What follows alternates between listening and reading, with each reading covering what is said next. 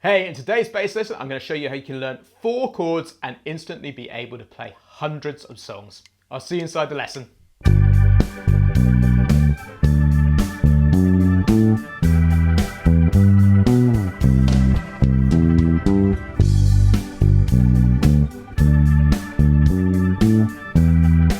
Hey, it's James here from eBassGuitar, and I'm sure you're familiar with songs like No Woman, No Cry by Bob Marley, Let It Be by the Beatles, With or Without You by U2, or Under the Bridge by the Red Hot Chili Peppers. Believe it or not, these songs are all based on the same 4 chords. And these 4 chords make up literally hundreds upon hundreds of songs. So I'm going to show you how this works today. But what we're really looking at is the relationship between these 4 chords.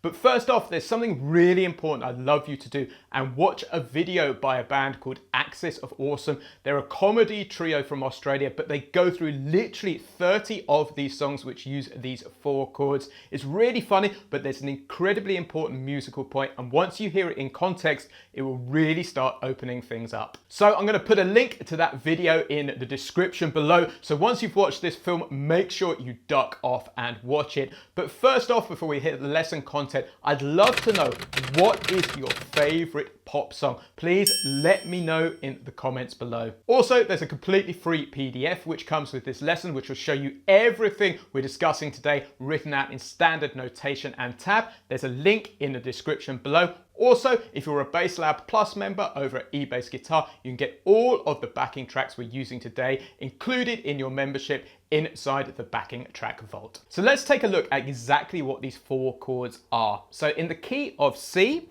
they are a C, a G, an A minor, and an F. But the important thing is to build the relationship between these chords, and to do so we need to bring it back to the C major scale, because this is the foundation of being in the key of C. So the scale is simply C, D, E, F, G, A, B, C, like that. So let's take those 4 notes and cross-reference it to the scale. So our first chord is going to be chord 1, which is a C. Our second chord is going to be a G, which is the 5th degree or chord 5 of the scale. Our third chord is going to be an A minor or the 6th degree of the scale. And our last chord is going to be an F or the 4th degree of the scale. So we end up with this chord sequence which we can call 1, 5, 6, 4. And I'm going to explain later in the lesson how to put that idea 1, 6, 4, 5 into the real world. But first off, what I want to do is simply play these root notes along with the backing track so you can hear them in context.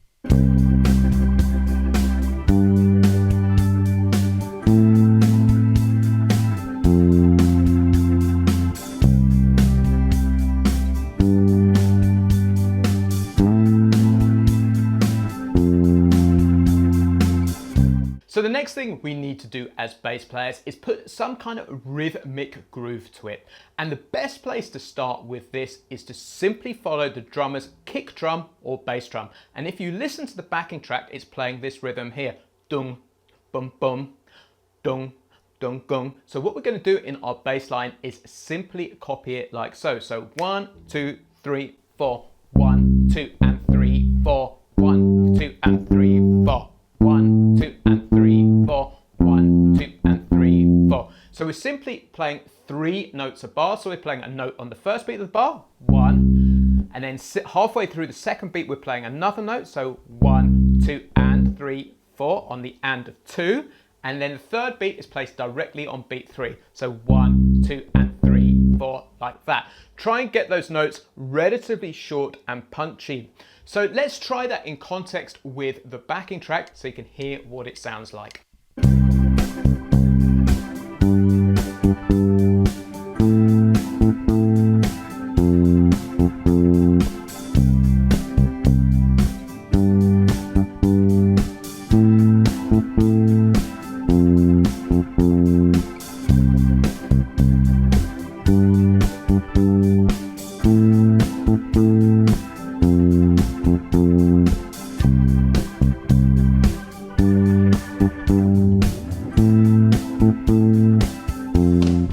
that is a simple, foundational, real-world bass line which is perfectly acceptable, and you are 100% doing your job as a bass player if you're to play that. But this is where things start getting exciting, because we can start outlining the 4 chords here. Now, it's not very common as bass players that we play chords together. So this is a C major chord, like so. As you can hear, that sounds pretty muddy. But what we do to create our bass lines is we can start breaking up these chords to outline the harmony or the chord sequence. So for each chord, I'm going to show you how to do that now. The first thing I'm going to do is I'm actually going to play the root notes to each chord in a slightly different position on the fretboard. This is the great thing. Once you know the chord sequence, you can play any C, A, or F, or G anywhere on the neck, and the sequence will work. So let me take you through the chord sequence. We're going to use these root notes here. So we're going to play the C at the 3rd fret on the A string. We're going to play the G at the 3rd fret on the E string. We're going to play the A, 5th fret E string, and we're going to play the F at the 1st fret on the E string, like so. So for our bass line, what we're going to do is, and what we're doing is we're highlighting the 3 most important, or the 3 notes of the chord rather. So for C, that is simply going to be a C, an E, and a G. That's also called the triad, so you may have heard that expression before. So this is the pattern that we're going to put to it. We're going to play C. So 2 Cs, 1, 2, and like that. And then the 3rd note is played on the 3rd beat, and then the 5th of the chord is played on the 4th beat. So again, like that. So C, E, and G are our notes.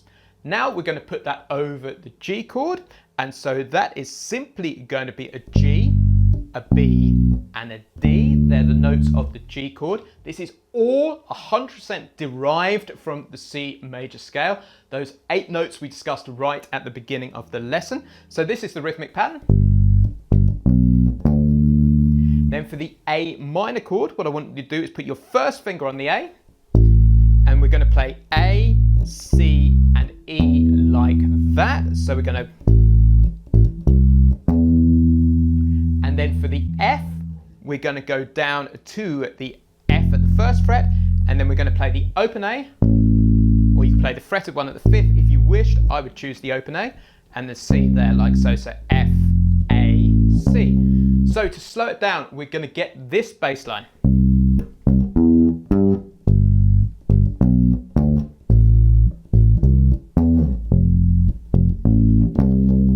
So that is simple and really powerful, and 100% outlines the harmony of the chords. So let's hear it in context.